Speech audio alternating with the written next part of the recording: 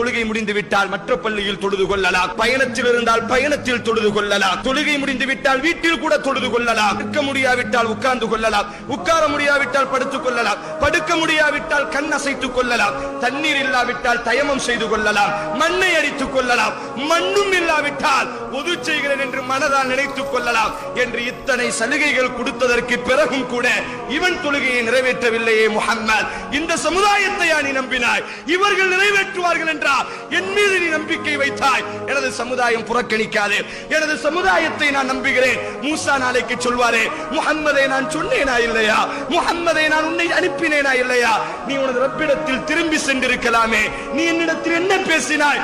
எனது சமுதாயம் நிறைவேற்றுவார்கள், எனது சமுதாயம் என்னை அவமானப்படுத்தாதே. நாளைக்கு நாங்கள் அவமானப்படுத்தப்பட போவதில்லை. இந்த தொழுகையை விடுவதினால் எங்களினுடைய ரசூலுல்லாஹ் எங்களை யார் நம்பினாரோ அந்த தூதர் நாளைக்கு அவமானப்படுத்த